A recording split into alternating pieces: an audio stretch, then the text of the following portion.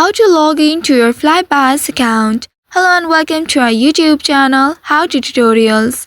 In today's video, I'm going to show you how you can log in to your Flybuys account. To do so, first of all, you'll need to open your Flybuys application on your mobile device, or you may also use the web browser and go to Flybuys website.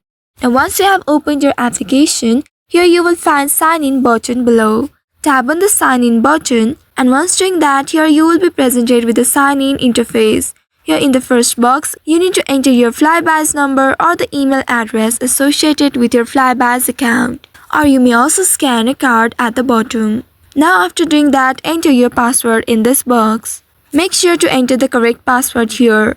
If you want to reveal a password and check if you have entered it correctly or not, you can tap on this Show Password option at the bottom right. And if in case you forgot your password and couldn't log into your Flybuys account, you may also tap on this Forgot Your Password link just below the sign-in box, and you need to follow the instructions to recover your password.